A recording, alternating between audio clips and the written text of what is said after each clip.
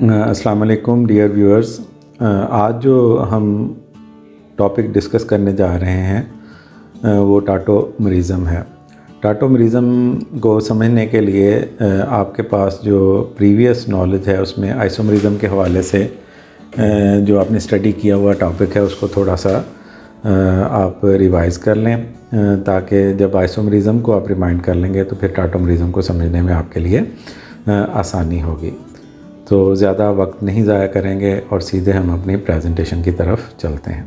As I said, our topic of discussion is tautomerism and my name is doctor Tahir मकबूल।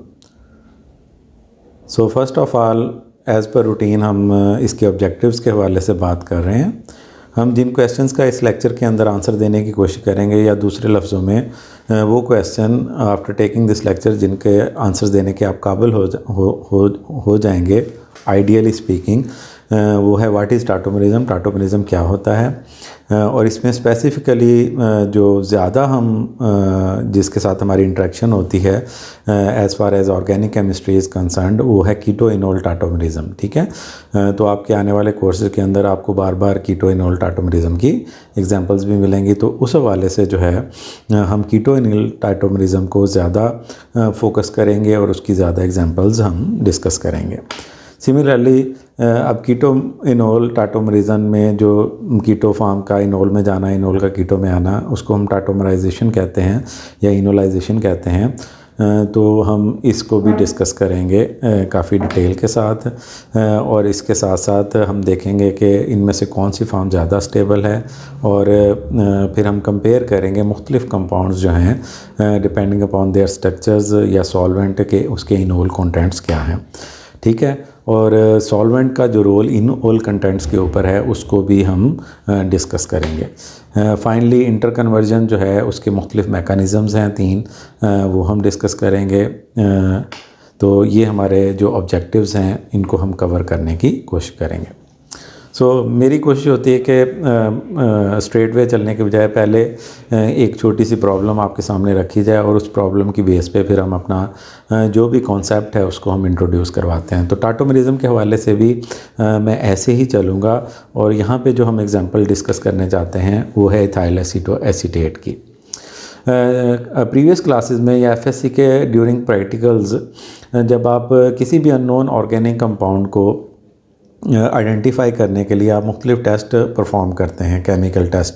ठीक है ना, आप एक स्कीम को फॉलो करते हैं क्योंकि ऑर्गेनिक केमिस्ट्री कंपैरेटिवली सिस्टमेटिक होने की वजह से एक क्लास ऑफ कंपाउंड जो कि फंक्शनल ग्रुप की बेस पे हम डिसाइड करते हैं। फॉर एग्जांपल किसी क्लास ऑफ कंपाउंड में OH ग्रुप है तो हम उनको अल्कोहल्स कहते हैं, तो उनकी प्रॉपर्टीज़ बेसिकली फंक्शनल ग्रुप की बेस के ऊपर होती हैं, वो सिमिलर होते हैं। तो जब हम आइडेंटिफाई करने जाते हैं किसी कंपाउंड को, तो फिर भी हम क्या करते हैं कि कुछ प्रिलिमिनरी टेस्ट करते हैं फंक्शनल ग्रुप, और उन टेस्ट की बेस पे हम फिर अपने फंक्शनल ग्रुप टेस्ट करते हैं। ठीक है, लेबॉर्ट्री के अंदर, और जो टेस्ट पॉजिटिव आता है वो फंक्शनल ग्रुप इंडिकेट हो जाता है, उससे हम एक क्लास ऑफ कंपाउंड में पहुंच जाते हैं। ठीक है, तो यहाँ पे ये हमने ethyl acetoacetate as an organic compound लिया है और उसके हमने कुछ टेस्ट किए हैं। उस टेस्ट के रिज़ल्ट आपके साथ मैं शेयर कर रहा हूँ। फॉर एग्ज़ाम्पल, जब हमने इसको हाइड्रोक्सिल अमीन के साथ ट्रीट किया तो इसने फौरी तौर पे क्या कर दिया, ऑक्सीन बना दिया।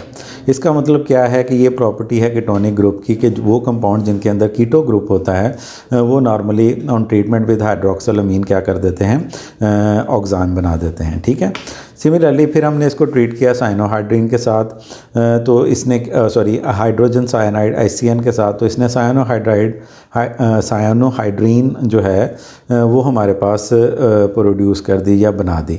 तो इसका मतलब भी ये है कि इसके अंदर कीटोनिक ग्रुप है कि आपका जो HCN है वो अक्रॉस द कार्बोनाइल ग्रुप वो क्या हो गया, ऐड हो गया, कार्बन के साथ साइनो लग गया, और जो HCN का H था वो ऑक्सीजन के साथ लग के, तो हमारे पास जो रिजल्टेंट कंपाउंड आया उसके अंदर नाइट्राइल ग्रुप भी था, हाइड्रोक्सिल भी, जिसको हम साइनोहाइड्रीन का नाम देते हैं।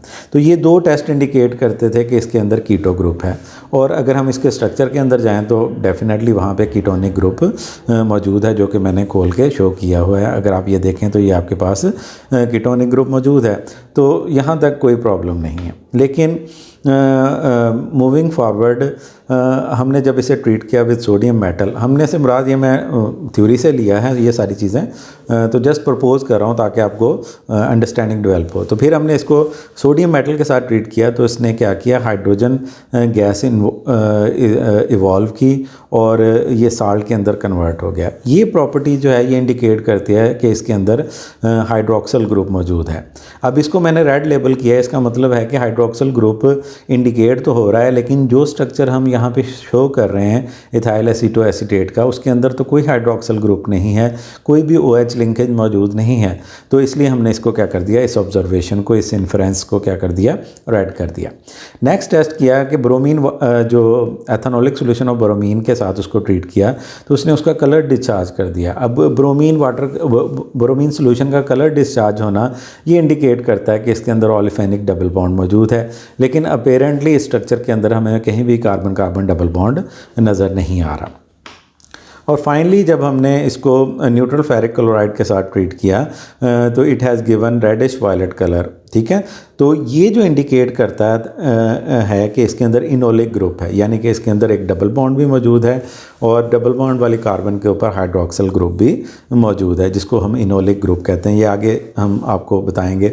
तो ये जो 3 टेस्ट हैं, जो formation of salt with sodium metal है, या ब्रोमीन का कलर डिस्चार्ज करना, या फिर रेडिश वायलेट कलर प्रोड्यूस करना bye treatment with neutral ferric chloride, वो इस स्ट्रक्चर के साथ जो है वो रिप्रेजेंट नहीं होते, ठीक है ना। तो इसका मतलब ये कंपाउंड जो है it may exist in some other kind of form, ठीक है। तो उसके लिए फिर हम जो है यानी जो हमारा क्वेश्चन बनता है कि ये जो पॉजिटिव टेस्ट उन ग्रुप्स के लिए क्यों दे रहा है जो फंक्शनल ग्रुप इसके अंदर मौजूद नहीं है। तो उसका आंसर लेने के लिए हम ये प्रपोज करते हैं कि it can exist in 2 isomeric form, ठीक है। यानी कि बेसिकली कंपाउंड एक ही है, लेकिन उसकी फॉर्म जो है वो क्या हो सकती हैं, डिफरेंट हो सकती हैं। याद है आइसोमरिज्म के अंदर आपने जब टाइप्स ऑफ आइसोमरिज्म पढ़ी होगी, position isomer, functional group isomer and so on, तो वहाँ पे आपने एक टाइप पढ़ी होगी टाटोमरिज्म। टाटोमरिज्म के अंदर कंपाउंड का मॉलिक्यूलर फार्मूला सेम होता है, लेकिन वो उसके अंदर जो पोजीशन ऑफ एटम जो है वो डिफरेंट होती है, यानी फंक्शनल ग्रुप उसके अंदर क्या हो जाता है, डिफरेंट हो जाता है। तो यहाँ पे हमने ये प्रपोज़ कर रहे हैं कि अगर ये इसके अंदर टाटोमर इसका फॉर्म हो सके, तो उस सूरत में जो इनोल इसकी फॉर्म आती है उसके अंदर कार्बन कार्बन डबल बॉन्ड भी है, हाइड्रोक्सल लिंकेज भी है और इनोलिक ग्रुप भी है। तो वो जो तीनों टेस्ट ये कंपाउंड एक्चुअल में दे रहा है वो हम जस्टिफाई कर सकते हैं बाय कंसीडरिंग दैट कि इथाइल एसीटोएसीटेट सिर्फ एक फॉर्म में एग्जिस्ट नहीं करता, बल्कि 2 आइसोमेरिक फॉर्म के अंदर एग्जिस्ट करता है। एक कीटो फॉर्म है क्योंकि ये कीटो ग्रुप के भी टेस्ट दे रहा है, और दूसरी इनोल फॉर्म है क्योंकि ये carbon carbon double bond, hydroxyl group और इनोलिक ग्रुप तीनों के टेस्ट पॉजिटिव दे रहा है। तो अगर इन दोनों ये मान लें कि ये जो कंपाउंड है ये एक्चुअल में इन 2 फॉर्म्स के अंदर एग्जिस्ट करता है, तो हम जो प्रीवियस हमारी ऑब्जर्वेशंस हैं उनको जस्टिफाई कर सकते हैं। ठीक हो गया।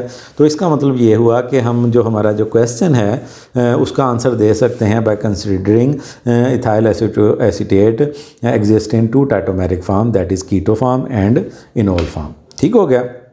अब कीटो इनोल जो है वो डिफ़र करती है सिर्फ डबल बॉन्ड और हाइड्रोजन की लोकेशन के हवाले से, ठीक है। क्योंकि यहाँ पे अगर आप देखें कीटो फॉर्म के अंदर कार्बन डबल बॉन्ड ऑक्सीजन है, जबकि इनोल फॉर्म के अंदर कार्बन डबल बॉन्ड कार्बन है। तो डबल बॉन्ड जो है वो कार्बन और ऑक्सीजन की बजाय कहाँ पे शिफ्ट हो गया, कार्बन और कार्बन के दरमियान। सिमिलरली जो हाइड्रोजन यहाँ पे रेड लेबल की है, वहाँ रेड लेबल यानी कि रेड कलर से लेबल की है, तो ये हाइड्रोजन शिफ्ट होगी इस ऑक्सीजन के ऊपर। तो इसका मतलब जो डबल बॉन्ड है ना सिर्फ उसकी लोकेशन चेंज होती है, बल्कि हाइड्रोजन की लोकेशन चेंज होती है जब हम कीटो या इनोल फॉर्म की दरमियान डिफरेंस देखते हैं। ठीक हो गया।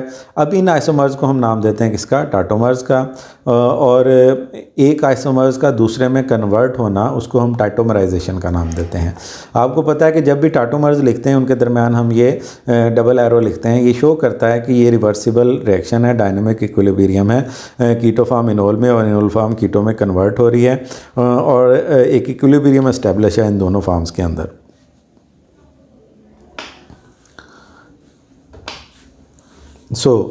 इफ़ टू आइसोमर्स, अब डेफिनेशन की तरफ आते हैं टाटोमरिज्म की। If two isomers differ in the placement of a proton on one atom और अनदर। अब ये एटम कौन से होते हैं? ज़्यादातर मोस्ट केसेस में हेटेरो एटम्स होते हैं, सच एज ऑक्सीजन और nitrogen, with corresponding adjustment of A double bond. Adjustment of A double bond के मुताबिक क्या है कि जब हम एक जगह से हाइड्रोजन को रिमूव करेंगे तो उस कार्बन की वैलेंसी पूरी करने के लिए एक डबल बॉन्ड वहाँ पे एडजस्ट होगा, ठीक है।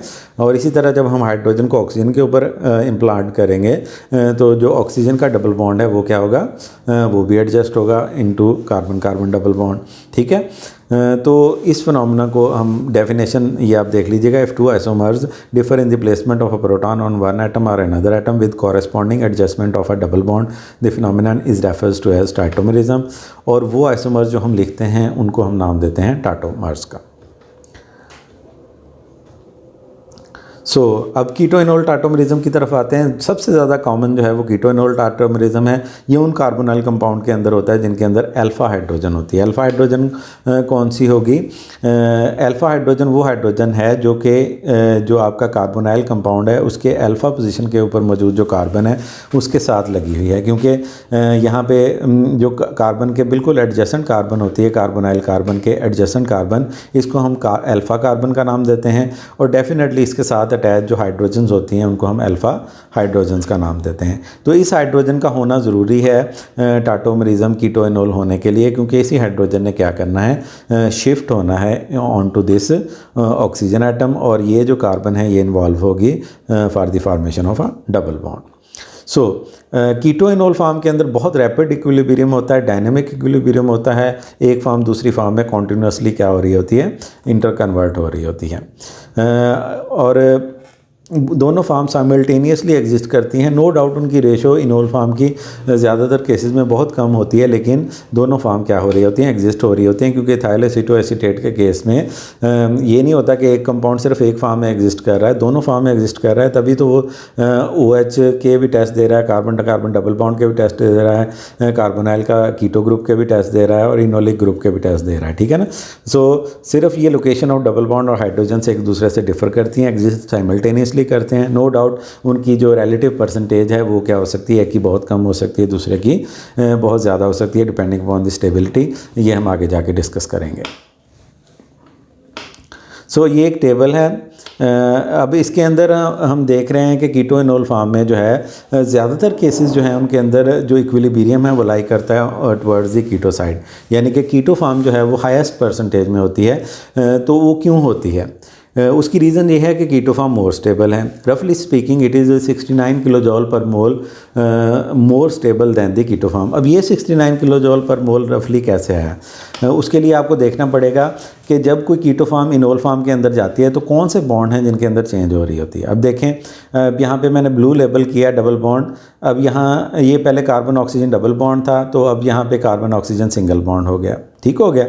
इसी तरह कार्बन हाइड्रोजन सिंगल बॉन्ड था, जब इनोल में जाएगा तो ये बॉन्ड ब्रेक हो जाएगा, उसकी जगह पे OH सिंगल बॉन्ड बन जाएगा।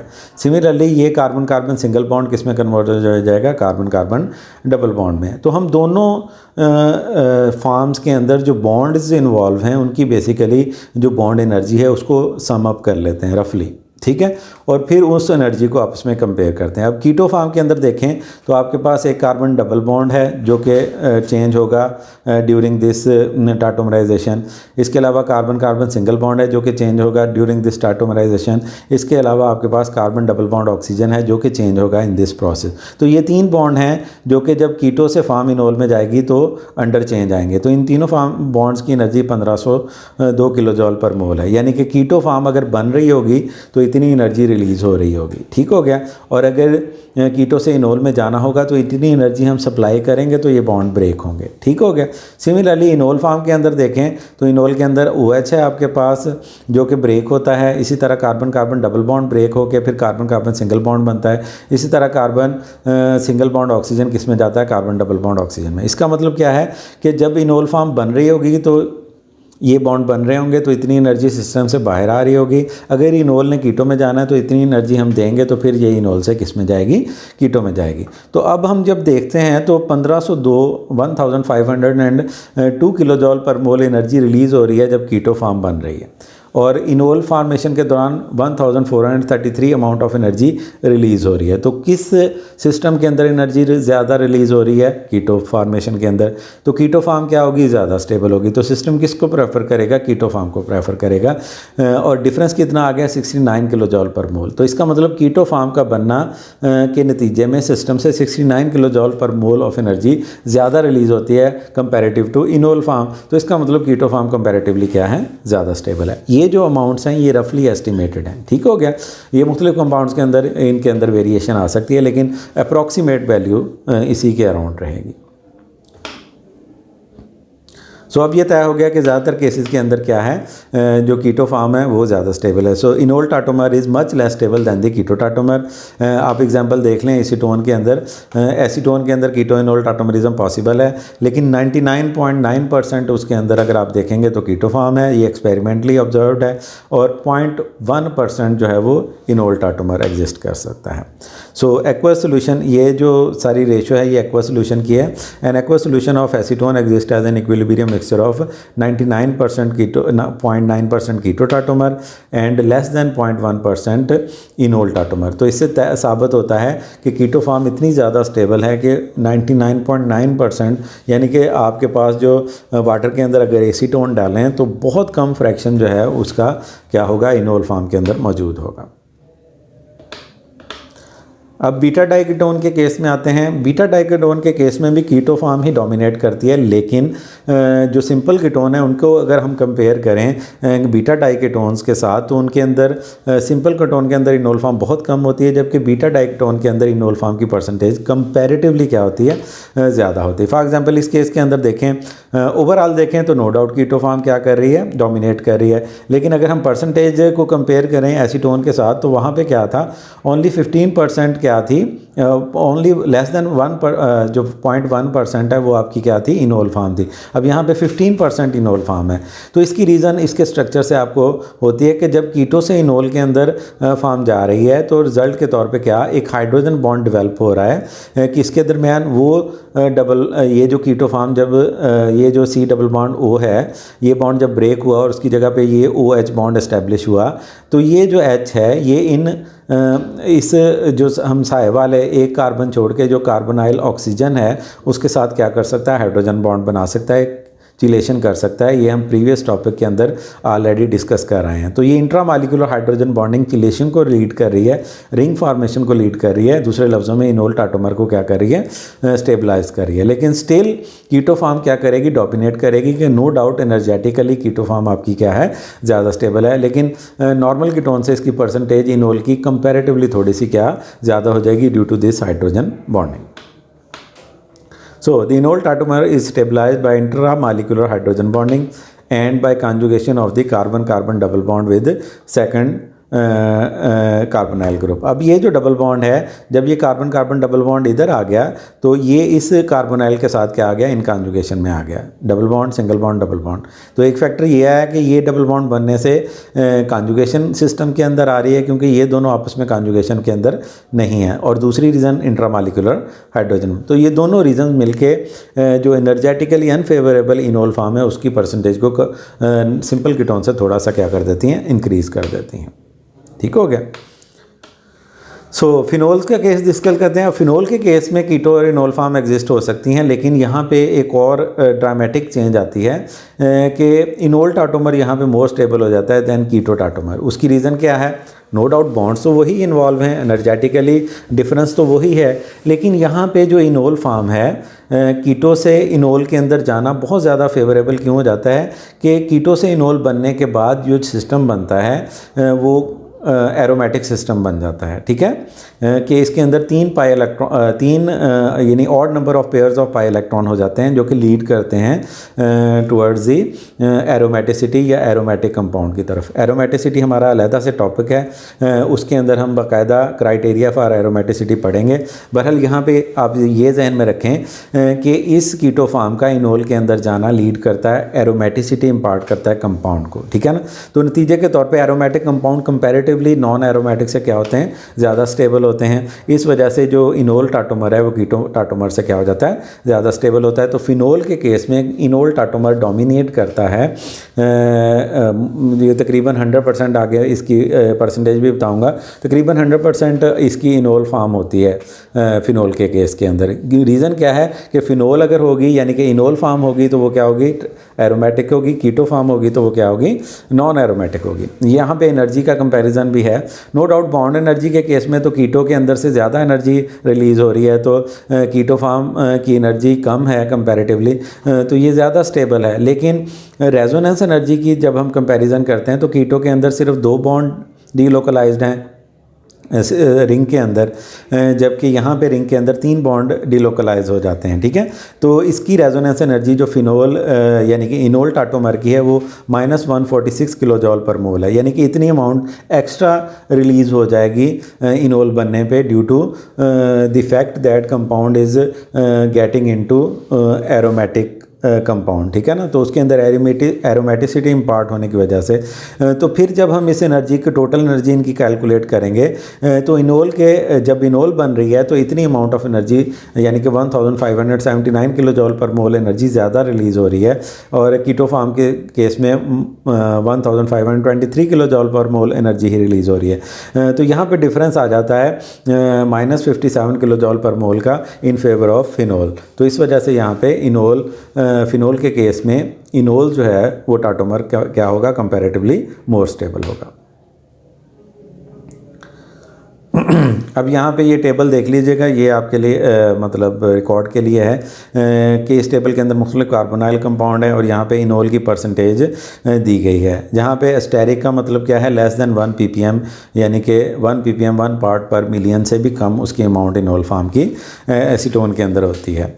इसी तरह एल्डिहाइड में 0.1 है। इसी तरह फिर मुख्तलिफ कंपाउंड्स दिए गए हैं। यहाँ पे आपके पास ये फिनोल है, फिनोल का कीटो फार्म यहाँ पे शो की गई है। तो यहाँ पे इनोल जो है वो तकरीबन 100% है। ठीक है ना, तो ये मुख्तलिफ आप याद कर सकते हैं। ऑब्जेक्टिव के हवाले से इस टेबल को देख लीजिएगा।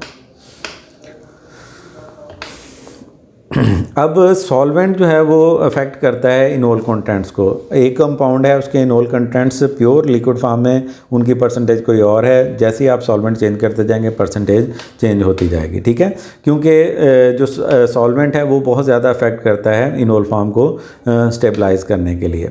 फॉर एग्जांपल अगर हम एसिटोएसिटिक एस्टर की बात करते हैं तो वाटर के अंदर उसकी जो परसेंटेज है सिर्फ 0.04% इनोल फॉर्म है, लेकिन जब टॉलुइन में उसको डाल देते हैं तो उसकी इनोल कंटेंट 20% बढ़ जाते हैं। तो इनोल कंटेंट्स बढ़ गए। ठीक है, क्या हुआ, सॉल्वेंट चेंज हुआ। तो इसकी रीज़न क्या है, अब यहाँ पे एसिटोएसिटिक एस्टर का स्ट्रक्चर देख लें तो ये कीटो फॉर्म है, ये कीटो फॉर्म है, ये इनोल फॉर्म आपके सामने शो की गई हैं। अब रीज़न यहाँ पे क्या है कि जब इनोल फार्म के जो है intermolecular hydrogen bonding with water stabilise the keto form. अब कीटो फार्म नॉर्मली एनर्जेटिकली भी स्टेबल है और वाटर के अंदर कीटो फार्म हाइड्रोजन बॉन्डिंग के अंदर इन्वॉल्व हो जाती है विद वाटर मॉलिक्यूल। अब यहाँ पे वाटर के मॉलिक्यूल क्या कर रहे हैं, कीटो फार्म को क्या कर रहे हैं, स्टेबलाइज कर रहे हैं। तो कीटो से इनोल में जाना क्या हो जाता है, और मुश्किल हो जाता है। इसलिए जो इनोल कॉन्टेंट्स हैं जब आप एसिटोएसिटिक एस्टर को वाटर में ऑब्जर्व करेंगे तो वो सिर्फ 0.4% है, लेकिन टॉलुइन के अंदर डाल देंगे तो टॉलुइन नॉन पोलर समझ लें,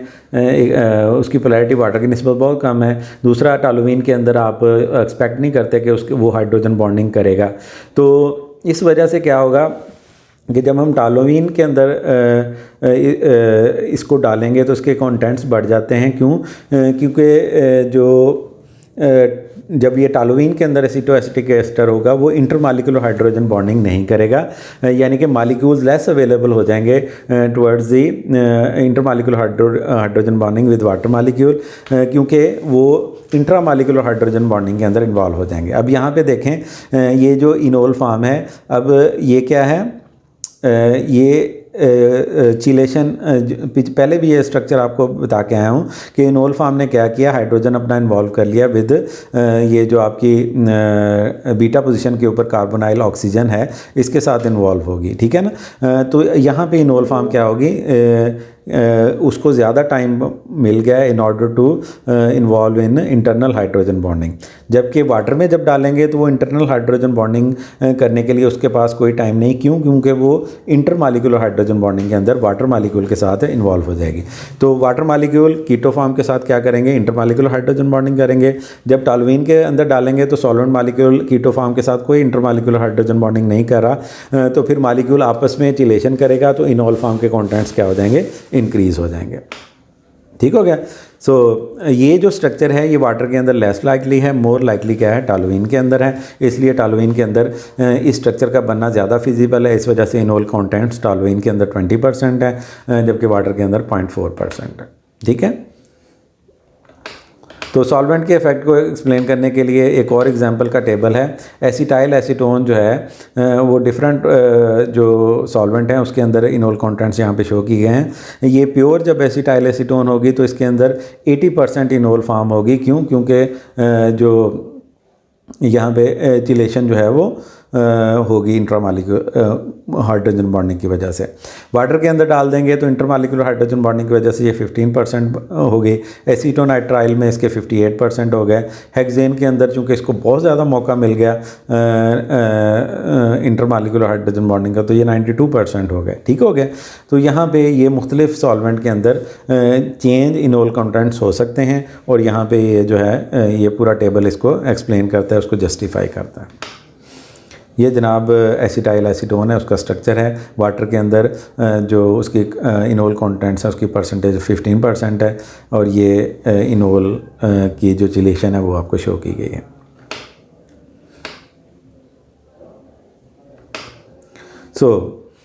इंटर कन्वर्जन पे आते हैं। जब हम इंटर कन्वर्जन की बात करते हैं तो हाइड्रोजन जो है जब भी कार्बोनाइल कंपाउंड जो है उसकी जो अल्फ़ा कार्बन होती है उसके साथ लगा हुआ हाइड्रोजन कंपैरेटिवली मोर एसिडिक होता है। रीज़न आपको पता है कि कार्बोनाइल कार्बन जो है वो इलेक्ट्रॉन विड्रॉइंग है, इलेक्ट्रॉन डेफिशिएंट है। तो वो क्या करती है, कार्बन कार्बन डबल बॉन्ड के जो कार्बन कार्बन सिंगल बॉन्ड के इलेक्ट्रॉन को अपनी तरफ पुल करती है। कार्बन जो जिसके साथ हाइड्रोजन अल्फ़ा कार्बन है उसके ऊपर इलेक्ट्रॉन डेंसिटी कम होती है, और वो हाइड्रोजन वाला जो शेयर्ड पेयर ऑफ इलेक्ट्रॉन है उसको अपनी तरफ अट्रैक्ट करती है, तो इलेक्ट्रॉन डेंसिटी हाइड्रोजन के ऊपर कम होती है। दूसरे लफ्ज़ों में हाइड्रोजन और कार्बन के दरमियान बॉन्ड कंपैरेटिवली वीक हो जाता है, यानी कि उस हाइड्रोजन का निकलना क्या हो जाता है? आसान हो जाता है, क्योंकि बनने वाला नेगेटिव चार्ज कार्बोनाइल ऑक्सीजन की तरफ क्या हो जाता है? शिफ्ट हो जाता है थ्रू रेजोनेंस एज बार, और जो इंडक्टिव इफेक्ट है वो भी उसी डायरेक्शन में है। तो ये दोनों मिलके क्या कर देते हैं? उस हाइड्रोजन को एसिडिक बना देते हैं। ठीक हो गया। सो द इंटर कन्वर्जन जो टाटोमरिज्म की है वो एसिड कैटलाइज भी हो सकती है, बेस कैटलाइज भी हो सकती है। दोनों मैकेनिज्म हम यहाँ पे आपके साथ डिस्कस कर लेंगे। तो कीटो इनोल इंटर कन्वर्जन को कीटो इनोल टाटोमराइजेशन भी कह सकते हैं, या इनोलाइजेशन का नाम भी देते हैं। तो अगर आपसे पूछा जाए इनोलाइजेशन क्या है, कि conversion of keto form into enol form is called enolization. ये एसिड कैटलाइज भी हो सकती है, बेस कैटलाइज भी हो सकती है, और प्योर लिक्विड के अंदर ये विदाउट एनी कैटलिस्ट भी होती है। तो तीनों मैकेनिज्म हम इस यहाँ पे डिस्कस करेंगे इसके। सबसे पहले बेस कैटलाइज देख लेते हैं। तो बेस कैटलाइज में क्या है? बेस है। बेस का मतलब क्या है? उसने प्रोटॉन रिमूव करना है। ठीक है। अब हमारे पास अल्फ़ा हाइड्रोजन मौजूद है जो कि कंपैरेटिवली क्या है? एसिडिक है। तो यहाँ पे पहला स्टेप क्या होगा? जो आपका बेस होगा, यहाँ पे हमने हाइड्रोक्सिल ग्रुप को एज अ बेस शो किया है, तो हाइड्रोक्सिल यहाँ पे बेस आपका अटैक करेगा इस अल्फ़ा हाइड्रोजन के ऊपर। ठीक है। हाइड्रोजन को रिमूव कर लेगा। ठीक है। क्योंकि बेस का काम ही ये है कि वो हाइड्रोजन को लेके भाग जाता है। ठीक है। और ये जो कार्बन हाइड्रोजन बॉन्ड है, चूँकि हाइड्रोजन यहाँ पे H पॉजिटिव के तौर पे जाता है, तो अपने दोनों इलेक्ट्रॉन इस बॉन्ड के कार्बन के ऊपर आ जाते हैं, तो हमारे पास क्या बन जाता है? एक कार्बन आयन बन जाता है। ठीक हो गया। So hydroxide ion removes a proton from the alpha carbon atom, anion बन जाता है। ये जो एनाइन बना है, अब ये जैसे कि मैं पहले बताया हूँ कि ये रेजोनेंस स्टेबलाइज्ड है, कि ये नेगेटिव चार्ज मूव कर सकता है इस तरफ, क्योंकि ये इस डबल बॉन्ड के साथ इनका कॉन्जुगेशन आ गया, तो ये नेगेटिव चार्ज यहाँ आ जाएगा, ये डबल बॉन्ड ऑक्सीजन के ऊपर आ जाएगा, तो आपके पास एक इनोलेट आयन बन जाएगा। ठीक है ना? इनोलेट आयन, जिस तरह कार्बोक्सिलेट होता है, तो इसी तरह यहाँ कार्बोनाइल कार्बन के साथ अगर डबल बॉन्ड है तो इसको इनोलेट कहते हैं। तो ये इनोलेट आयन बन गया आपके पास। ठीक है। तो रेजोनेंस स्टेबलाइज हो गया। अब जब इनोलाइट आयन बन जाएगा, अगर हम देखें इन दोनों स्ट्रक्चर को आपस में कंपेयर करें तो इनोलाइट आयन कंपैरेटिवली क्या है, मोर स्टेबल है। ठीक हो गया। तो इनोलाइट आयन बन जाएगा तो अगले स्टेप के अंदर आपके पास दो चांसेस हैं, ठीक है ना, कि आपके पास एक कार्बन आयन है और एक इनोलेट आयन है। एक ही यानी रिएक्टिव इंटरमीडिएट दो रेजोनेंस कंट्रीब्यूटिंग स्ट्रक्चर के अंदर एग्जिस्ट कर सकता है। अगर ऑक्सीजन के ऊपर प्रोटोनेशन हो, यानी कि ये हाइड्रोक्सिल जिसने प्रोटॉन लिया है वो प्रोटॉन अगर वापस करे, यानी कि ये जब प्रोटॉन लेगा तो वाटर होगा ना, तो वाटर अगर प्रोटोनेशन कर सकता है ऑक्सीजन के ऊपर नेगेटिव चार्ज है तो ये नेगेटिव चार्ज अगर आप प्रोटोनेशन इस ऑक्सीजन के ऊपर हो तो आपके पास इनोल्ट आटोमर बन जाएगा, ठीक है ना, और यहाँ पे OH नेगेटिव रिकवर हो जाएगा। इसलिए हम बेस एज अ कैटलिस्ट कहते हैं कि at the end of reaction वो क्या है, दोबारा बन गया, यानी हाइड्रोक्सिल स्टार्ट में था और हाइड्रोक्सिल प्रोडक्ट के अंदर हमें अचीव हो गया। तो यहाँ पे क्या हुआ कि प्रोटोनेशन ऑक्सीजन के ऊपर हुई, और कौन से आयन में हुई, इनोलेट आयन के अंदर। अब ये प्रोटोनेशन यहाँ पे भी हो सकती है, ठीक है ना, यानी कार्बन आयन में ये प्रोटोनेशन यहाँ पे भी हो सकती है। अगर यहाँ पे होगी तो दोबारा क्या बन जाएगा, आपका कीटो टाटोमर हो जाएगा, इसलिए हमने इसको रिवर्सिबल शो करते हैं, ठीक है। तो ये अगर कार्बन आयन के ऊपर प्रोटोनेशन हो तो कीटो टाटोमर बनता है, अगर इनोलेट आयन के ऊपर हो तो इनोल टाटोमर बन जाता है, ठीक है। सो अल्फा कार्बन के ऊपर प्रोटोनेशन रीफॉर्म करती है कीटो टाटोमर पे, और ऑक्सीजन के ऊपर प्रोटोनेशन फॉर्मेशन करती है इनोल टाटोमर पे। तो ये रिएक्शन होता रहता है आगे पीछे, ये डायनामिक इक्विलिब्रियम है, और इस इक्विलिब्रियम के ऊपर एक मखसूस परसेंटेज कीटो की होती है और थोड़ी सी परसेंटेज इनोल फॉर्म की होती है, जो कि चेंज होती रहती है मुख्तलिफ सॉल्वेंट्स के अंदर मुख्तलिफ फैक्टर्स के ऊपर डिपेंड करते हुए। बहरहाल कन्वर्जन समझ आ गई। तो यहाँ पे पहला स्टेप क्या है, abstraction of proton alpha hydrogen by the base and then protonation on oxygen in order to convert it into enol form। ठीक हो गया। अब हम चलते हैं एसिड कैटलाइज इंटर कन्वर्जन में। अब एसिड का काम क्या है, प्रोटॉन देना, ठीक है। तो ये आपको मैकेनिज्म शो हो रहा है। अब एसिड डालेंगे, आप कोई भी एसिड आप डाल दें, वाटर, जाहिर बात है एसिड का सोल्यूशन लेंगे तो वाटर के अंदर एसिड आप HCl डाल दें, H2SO4 डाल दें, एसिटिक एसिड डाल, जो भी डाल दें, वो वाटर के साथ प्रोटॉन वाटर एक्सेप्ट करेगा और H3O पॉजिटिव में ले जाएगा। इसलिए हम कहते हैं जो स्ट्रॉन्गेस्ट एसिड वाटर के अंदर वो क्या है, हाइड्रोनियम आयन है। तो इसलिए हम ये यहाँ पे हाइड्रोनियम आयन ही शो किया है।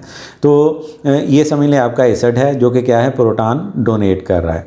अब प्रोटॉन यहाँ पे एक्सेप्ट करने के लिए जो आपका कीटो टाटोमर है उसके पास एक ही चीज़ है, दैट इज़ ऑक्सीजन।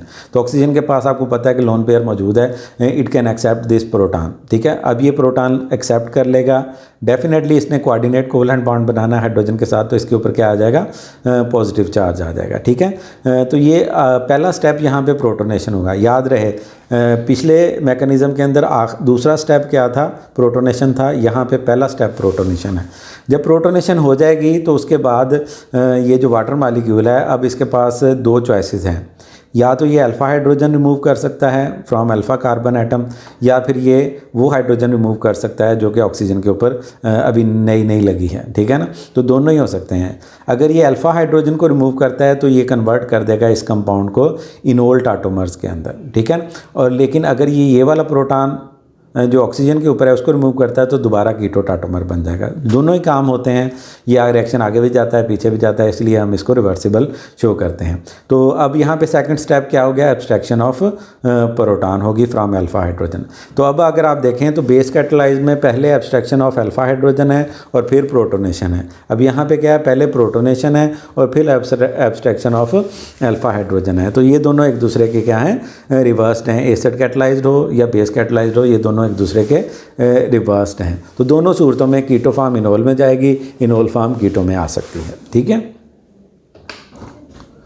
चलें जी, थर्ड हम देखते हैं इसको, इंटर कन्वर्जन ऑफ। अगर अब ये तो तय हो गया कि एसिड कैटलाइज भी हो सकती है, बेस कैटलाइज, यानी कि ये उस सूरत में जब आप सोल्यूशन के अंदर इसको कर रहे हैं।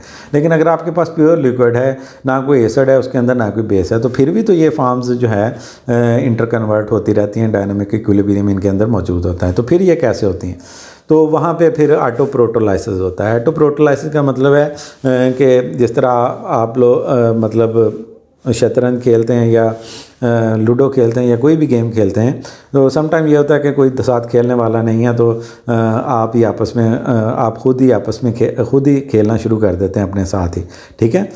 तो मतलब ये आपस में एक आप अपोनेंट के तौर पे बिहेव कर रहे होते हैं खुद ही। तो यहाँ पे भी जब ऑटो प्रोटोलाइसिस की बात करते हैं तो यहाँ पे एक molecule as an acid behave करता है और दूसरा molecule as a base behave करता है। क्यों? क्योंकि यहाँ पे देखें कि जो अल्फ़ा हाइड्रोजन है वो एसिडिक है, ठीक है, और जब वो एसिडिक है तो इसका मतलब it can be removed easily.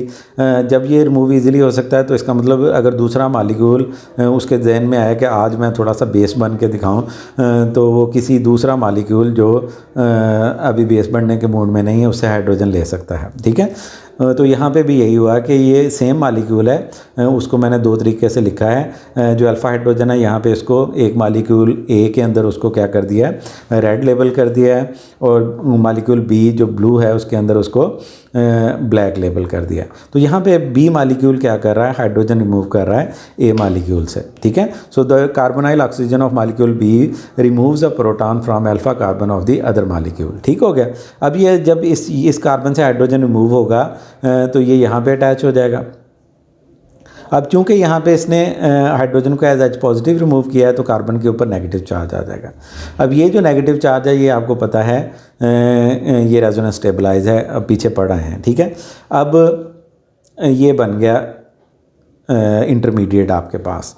अब ये जो मालिक्यूल है ये ऊपर आपको नज़र आए, ये नेगेटिव चार्ज इन कॉन्जुगेशन है। दूसरे लफ्ज़ों में ये नेगेटिव चार्ज यहाँ शिफ्ट हो सकता है और ये नेगेटिव चार्ज ऑक्सीजन के ऊपर आ सकता है। जब ये ऑक्सीजन के ऊपर आया तो दूसरे लफ्ज़ों में ऑक्सीजन की प्रोटोनेशन हो सकती है। तो यहाँ पे हमने एक ही स्टेप में शो कर दिया कि नेगेटिव चार्ज यहाँ पे कार्बन पे शिफ्ट होता है और ये पाई बॉन्ड ऑक्सीजन के ऊपर रखने के बजाय ऑक्सीजन के ऊपर रख के फिर हाइड्रोजन को दें, ये भी ठीक है।